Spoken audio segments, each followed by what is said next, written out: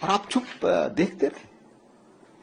उसके अलावा मैं आपको और एक जानकारी देना चाहता हूं। ये एक लेख है ब्रह्मचलानी का। ब्रह्मचलानी सबसे इफेक्टिव ढंग से लिखने वाले हमारे खास तौर से डिफेंस वगैरह के मामले में है। उनका यह लेख है वेजेज ऑफ मिसहैंडलिंग पाकिस्तान, 9 अक्टूबर 2013 का। इस लेख को दोबारा देश पढ़े। करेंट सेक्टर अपना जो है पाकिस्तान के बॉर्डर के साथ, वहां हमारे सैनिकों का आकर गर्दन काट ले गए आतंकवादी सैनिकों के साथ। या तो वो सैनिक थे आतंकवादी वेश में। ये सारी चीज उस लेख से मैं हवाला कर रहा हूं। उन्हीं दिनों हमारे तब के प्रधानमंत्री जी गए हुए थे अमेरिका, और उनकी बात तत्कालीन वहां के जो राष्ट्रपति थे ओबामा साहब, उनसे होनी थी। इस खबर को छुपाई गई, देश को नहीं बताया गया कि वो बातचीत हो रही है।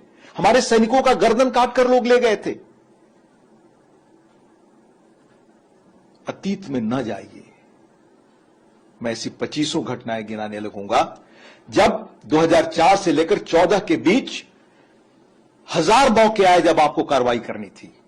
अगर आपने ये कार्रवाई की होती, 1993 से मैं गिना रहा हूं, जब बॉम्बे ब्लास्ट हुआ, उससे लेकर के मैं ये भी स्वीकार कर रहा हूं कि जब आपके संसद पर हमला हुआ था तब, उसके बाद 2004 से लेकर सीरियल ब्लास्ट होने लगे देश के हर कोने में। जहां आप निकले आपका जीवन असुरक्षित है।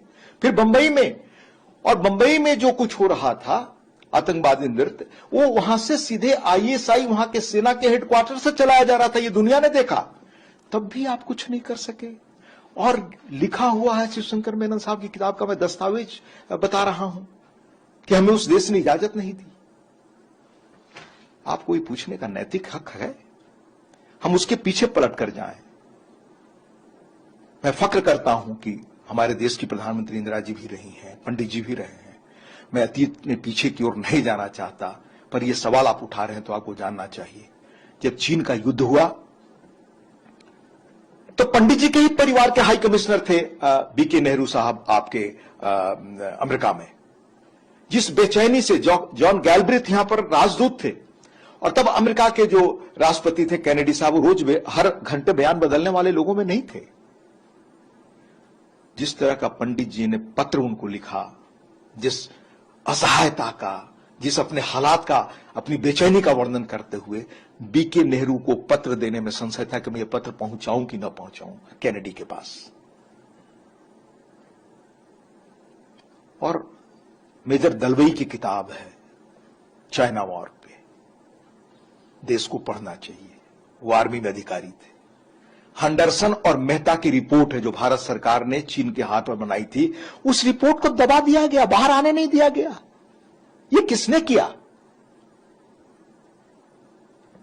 और मैं इंदिरा जी को बहादुर प्रधानमंत्रियों में से मानता हूं, पर देश ये भूल रहा है कि इंदिरा जी तुरंत चाहती थी कार्रवाई हो बांग्लादेश के खिलाफ। इट वॉज मानिक शाह जिन्होंने कहा कि नहीं मैडम, मैं कोई कार्रवाई भी नहीं करूंगा, मुझे आर्मी की तैयारी करनी। और जो डेट मानिक शाह ने दिया था उसी डेट पर युद्ध हुआ। मानिक शाह पर फिल्म है, देख लें आप कृपया। मानिक शाह को गौरव नहीं मिला। मानिक शाह उन जनरल लोगों में थे जिन पर देश को फक्र करना चाहिए। इसी तरह हमारे चीन के युद्ध में थिमैया थे, उनको हटा दिया गया। और कौन लोग बैठाए गए कॉल, और क्या क्या हुआ आर्मी में, और क्या आर्मी किस तरह से भ्रष्टाचार का केंद्र बन गई। सबसे बड़े हम हथियारों के खरीदार देश के रूप में बने रहे, क्योंकि उसमें वेस्टेड इंटरेस्ट था किन लोगों का। न जाए हम अतीत की ओर। आज वक्त है देश बनाने का। और जिस रफ्तार से मिलिट्री पावर इकोनॉमिक पावर के रूप में उभरा है, यह दुनिया को हैरत में डाल रहा है। 11 तक आपने लाकर वेंटिलेटर पर देश को डाल दिया था। इकोनॉमिकली फ्रेजाइल 5 में आप पहुंच गए थे। 90 में आपने कंगाली में पहुंचा दिया था देश को, 82 से जो इकोनॉमिक पॉलिसी बनाई। ये तो चंद्रशेखर थे जिन्होंने देश को निकाला। तो आर्थिक रूप से, सैन्य रूप से इस देश को जिन लोगों ने असहाय और बुरी स्थिति में पहुंचा दिया, उनको तो कम से कम यह नैतिक धर्म नहीं है कि आज के उभरते भारत, जिसने दुनिया को स्तब्ध किया है अपने कामों से,